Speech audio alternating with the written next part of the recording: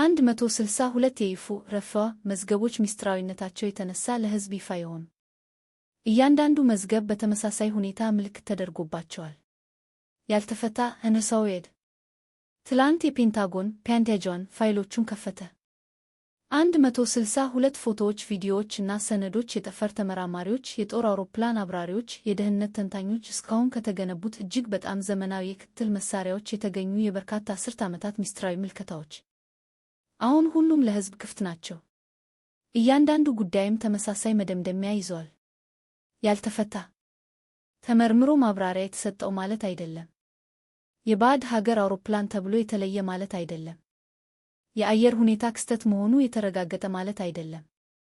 ያልተፈታ የዩናይትድ ስቴትስ መንግሥት ከጠፈር ሆኖ የመኪና ታርጋ ማንበብ የሚችሉ ሳተላይቶች አሉት። የቤዝቦል ኳስ የሚያክልን ነገር በከፍተኛ ፍጥነት ሃይፐርሶኒክ ስፒድ መከታተል የሚችል ራዳር አለው።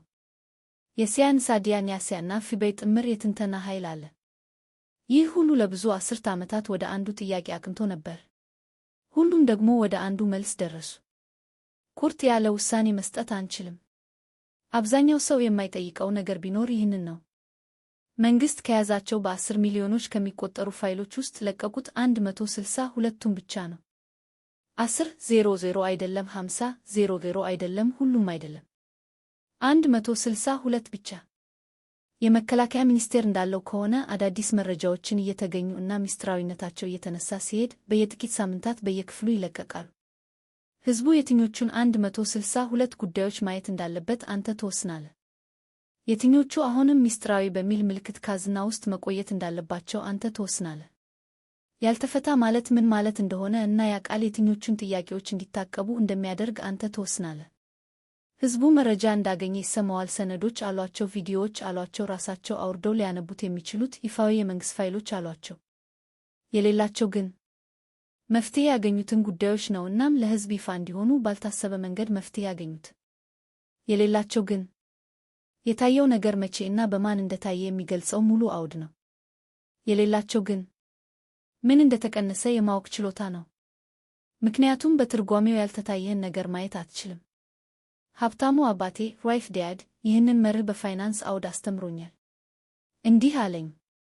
ሮበርት፣ እያንዳንዱ የንግድ ማስታወቂያ ፕሮስፔክተስ ኩባንያው እንዲታወቅ የሚፈልገውን ይነግርሃል። የኢንቨስትመንት ጥበብ ደግሞ ማስታወቂያው ያልተናገረውን ነገር መረዳት ነው። አንድ ኩባንያ ምርጥ የሩብ ዓመት ውጤቱን ያሳውቃል፣ መጥፎ ዕዳውን ግን በገጽ 47 ላይ በትንሽ ጽሑፍ ይደብቃል። መንግሥት 162 ያልተፈቱ ጉዳዮችን ይለቀቃል፣ መፍትሄ ያገኙትን ግን በሚስጥር ይይዛቸዋል። ማዕከላዊ ባንክ የዋጋ ግሽበት መረጃን ያወጣል፣ የምግብና የኢነርጂ ዋጋን ግን ከዋናው ስሌት ውስጥ ያስወጣል። በእያንዳንዱ ሁኔታ የተለቀቀው መረጃ እውነተኛ ነው፣ ሰነዱ ትክክለኛ ነው፣ መረጃውም ሐቀኛ ነው። ነገር ግን በእያንዳንዱ ሁኔታ የተለቀቀው ነገር የመረጡት ሰዎች አንተ የምታምነውን ነገር በመቆጣጠር ረገድ ትልቁን ጥቅም የሚያገኙት ናቸው። ፔንታጎን እንዲህ ብለዋል። የአሜሪካ ሕዝብ አሁን የመንግሥትን ሚስጥራዊነታቸው የተነሳ የዩኤፒ ፋይሎችን ወዲያውኑ ማግኘት ይችላል። ምንም አይነት የደህንነት ፈቃድ ክሊራንስ አያስፈልግም። ያ አረፍተ ነገር እውነት ነው፣ ግን ደግሞ በጥንቃቄ የተቀመረ ነው። ያለምንም የደህንነት ፈቃድ ልታገኛቸው የምትችላቸው ፋይሎች፣ አሁንም የደህንነት ፈቃድ በጣም የሚያስፈልጋቸው ፋይሎች።